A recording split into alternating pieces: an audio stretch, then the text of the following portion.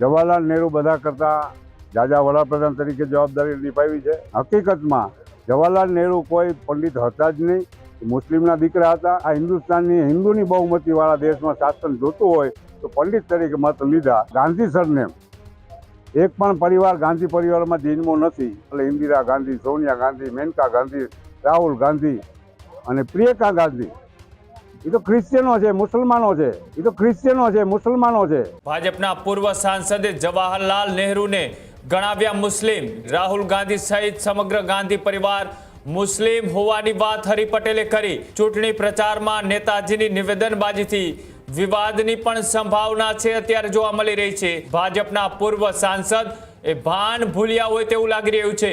આખો વિડીયો જોતા પહેલા હજુ પણ અમારી ચેનલને સબસ્ક્રાઇબ નથી કરી તો યુટ્યુબ પર સબસ્ક્રાઇબ કરો અને ફેસબુક અને ઇન્સ્ટાગ્રામ પર ફોલો કરો।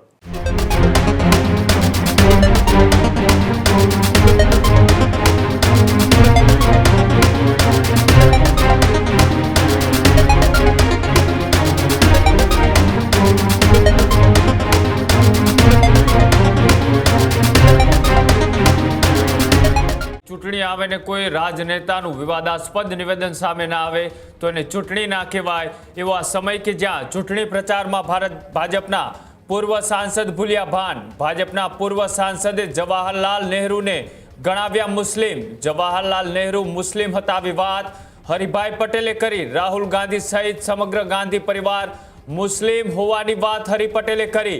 ધોરાજીના સુપેડી ગામે ચૂંટણી પ્રચારમાં સાંસદનો બફાટ। ચૂંટણી પ્રચારમાં નેતાજીની નિવેદનબાજીથી વિવાદની પણ સંભાવના છે અત્યારે જોવા મળી રહી છે। જે રીતના એ ચૂંટણી નજીક આવે ત્યારે નેતાઓ એ ભાન ભૂલી અને જાહેર મંચ ઉપરથી સામે બેઠેલી એ લોકો કાર્યકર્તાને પબ્લિકને સંબોધન કરતા હોય છે ત્યારે શું બોલવું કે ન બોલવું તેમની કદાચ તેઓ ભાન ચૂકી જતા હોય છે। અને ફરી એક વખત સ્થાનિક સ્વરાજની ચૂંટણીમાં એવું જ કંઈક થયું છે કે જ્યાં ભાજપના પૂર્વ સાંસદ એ ભાન ભૂલ્યા હોય તેવું લાગી રહ્યું છે।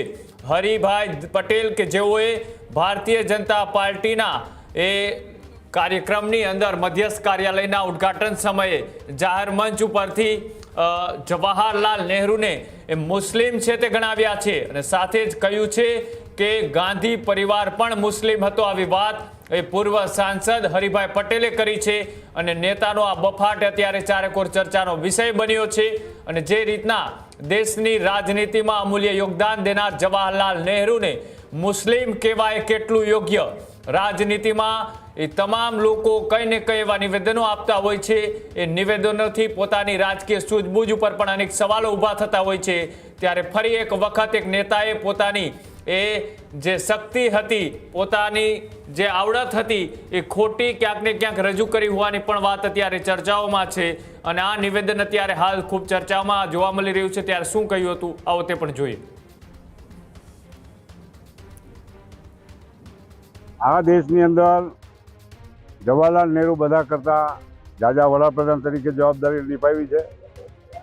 હિન્દુસ્તાની પ્રજાને પંડિત જવાહરલાલ નહેરુ કહીને કાશ્મીરના પંડિત છે એવી રીતે મત માગી અને મૂર્ખ બનાવ્યા છે। એકચ્યુઅલી હકીકતમાં જવાહરલાલ નહેરુ કોઈ પંડિત હતા જ નહીં, મુસ્લિમના દીકરા હતા અને મુસ્લિમ તરીકે કોઈ મત ના આપે એટલે આ હિન્દુસ્તાનની હિન્દુની બહુમતીવાળા દેશમાં શાસન જોતું હોય તો પંડિત તરીકે મત લીધા।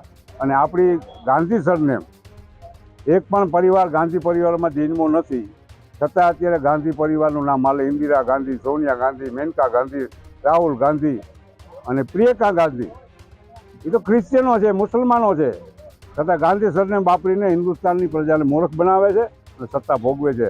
આ ગુજરાતની પ્રજા અને અમારી ખાસ કરીને સૌરાષ્ટ્રની પ્રજા અને માફ નહીં કરે, કોંગ્રેસને જાકારો આપે। આ જ પ્રકારની તમામ અપડેટ જોવા માટે ન્યૂઝરૂમ ગુજરાતને લાઇક, શેર અને સબસ્ક્રાઇબ કરવાનું ભૂલતા નહીં।